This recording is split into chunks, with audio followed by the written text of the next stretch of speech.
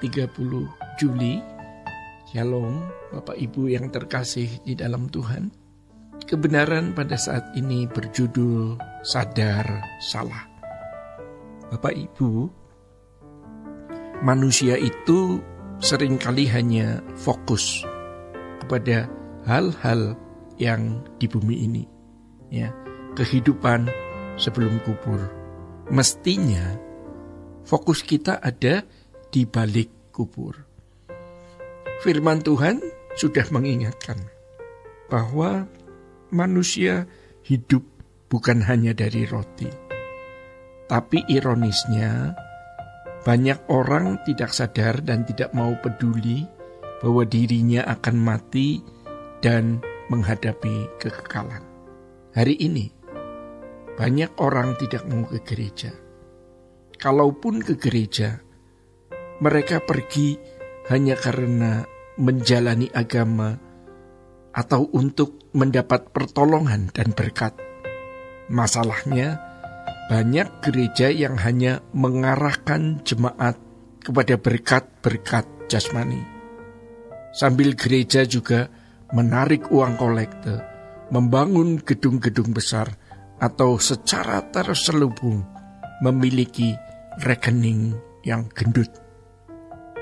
Bumi kita ini nanti akan jadi danau api. Maka kita mesti hanya menantikan langit baru, bumi baru. Kita hanya menunggu waktu. Apakah waktu kematian kita atau berakhirnya bumi ini? Tapi sering kita kehabisan kata untuk menjelaskan hal ini kepada orang-orang yang tidak peduli kekekalan. Jemaat, aktivis, bahkan pendeta. Apa buktinya kalau mereka tidak peduli? Buktinya mereka masih berbuat jahat. Mereka masih menyakiti orang, menghakimi, mereka masih berzina, dan lain sebagainya. Mungkin di antara kita sudah mencapai tingkat pendidikan tertinggi, tetapi kalau ditinjau dari sekolah rohani atau sekolah kehidupan, apakah kita sudah sampai pada tingkat memuaskan hati Allah? Jadi tidak ada artinya segala pendidikan dan kehormatan apabila hidup kita tidak mengekspresikan perasaan Allah. Jadi jangan sombong dengan gelar, jangan sombong dengan kredibilitas atau popularitas kita. Bapak Ibu yang terkasih di dalam Tuhan, sekarang waktunya kita perkarakan, ya. Tingkat kerohanian kita terkait dengan mengekspresikan perasaan Allah itu sampai di mana? Ayo kita berjuang, kita berdoa, mendengarkan khotbah, kita lakukan dengan tekun. Maka kita akan mendapatkan impartasi penularan dari sifat-sifat Allah. Kadang-kadang orang makin tinggi stratumnya secara akademis, makin tidak berdoa. Tidak tahu mengapa jadi begitu. Dulu, waktu masih di daerah, suka berdoa. Waktu masih jadi jemaat, rajin datang kebaktian, duduk mencatat khotbah. Tetapi setelah jadi teolog, dia tidak tekun lagi berdoa dan mencatat firman. Setan itu bisa berbuat begitu. Jadi jangan heran kalau di abad-abad pertengahan terjadi konflik dan perdebatan doktrin. Yang dianggap sesat itu bisa dibakar hidup-hidup, dikucilkan, atau bahkan dibunuh. Maka kalau kita lihat di media sosial, mereka memang tidak membunuh secara fisik, tetapi dengan tega membunuh secara karakter. Masalahnya, kalau kita berdosa, hidup dalam dosa, Tuhan kadang-kadang diam. Kita sewenang-wenang dengan orang, kita menyerang orang lalu aman-aman saja. Nurani kita yang harus menyadari itu, Bapak Ibu. Harus sadar. Dan kalau salah, ya kita bertobat dan minta ampun. ucapan kita yang menyakiti orang, kebiasaan-kebiasaan yang melukai orang kita lakukan seakan-akan aman-aman saja, seakan-akan Tuhan tidak terganggu karena kita tidak mau bertemu Tuhan. Kita akan sangat berbahagia ketika kita sadar bahwa kita salah atau meleset. Dan untuk itu kita minta ampun dan kita memperbaiki diri. Pengampunan Tuhan itu luar biasa. Dia akan menyediakan pengampunan dan pemulihan sekaligus. Hidup kita yang 70-80 tahun ini harus menjadi momentum yang berharga.